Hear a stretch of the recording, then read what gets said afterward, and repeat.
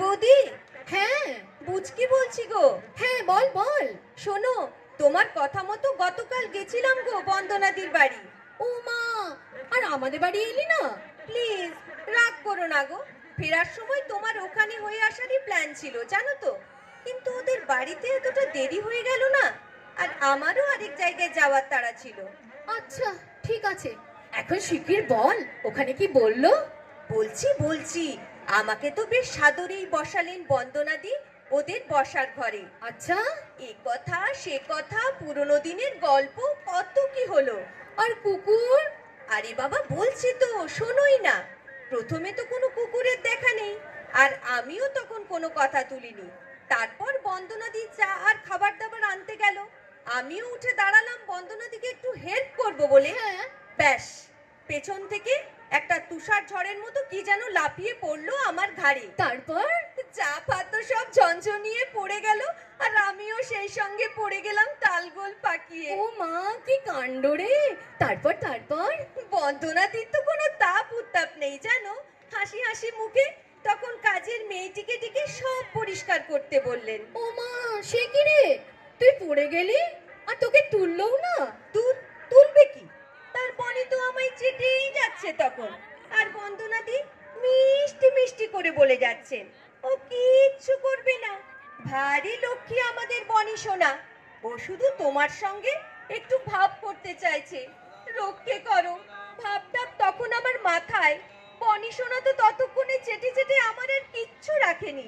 ভাগ্যিস সেই সময় বনির ট্রেনার এসে পড়লো, আর ওকে নিয়ে চলে গেল অন্য ঘরে।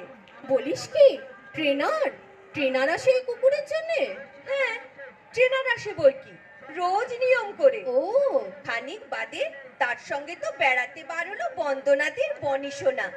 বিশ্বাস করবে না মিলি বৌদি, কি সাজগো তার!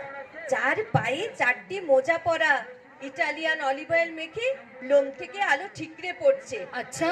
গটগট গটগট করে বেরিয়ে গেল, কোনো দিকে না তাকিয়ে। গা থেকে পারফিউমের গন্ধ ম করছে, বুঝলে বৌদি? বাবা, কিন্তু তুই এসব দেখতে লাগলি, আর আমি যা বলে পাঠালাম, বললি না, সব ভুলে গেলি? আরে না রে বাবা না, ভুলিনি।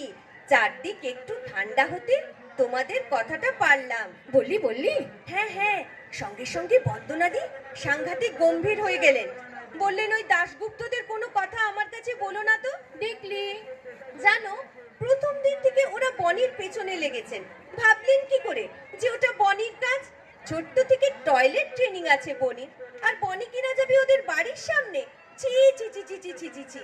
বনির কোনো বদনাম কিন্তু আমি সহ্য করব না। তা করবে কেন? ওদের বাড়ির বাচ্চাটি, ওই যে গো, বনির সঙ্গে নামের মিল, বেশ মিষ্টি, বনির সঙ্গে খেলতে আসে।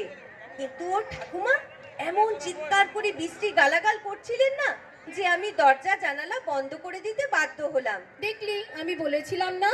বনির কানে যদি যেত ওইসব খারাপ খারাপ কথা, ও যা সেন্সিটিভ না, যদি খাওয়া দাওয়া বন্ধ করে দিত। যা, তোকে পাঠিয়েও তাহলে কোনো কাজ হলো না। কি আর করবো বলো বৌদি, তাও তো তোমাদের হয়ে আরো কিছুক্ষণ প্লিট করলাম আমি। চলে আসার আগে বন্দনাদি কত দুঃখ করলেন, বনির নাকি কোনো পার্টনারই পাওয়া যাচ্ছে না, কারণ মেয়ে কুকুর দেখলেই বনি তেড়ে যায় তাকে মারতে। তা তো হবেই, এতক্ষণ যা বললি তাতে বেশ বুঝতে পারছি ওই বনি তো হাফ মানুষ হয়ে গেছে রে। ওর জন্য আর মেয়ে কুকুর না খুঁজে মানুষ মেয়ে খুঁজতে বল তোর বন্দনা দিকে। যা বলেছো মিলি বৌদি, শোনো এবার ছাড়ছি তবে, বাই। আচ্ছা, আসিস একদিন সময় করে, বাই।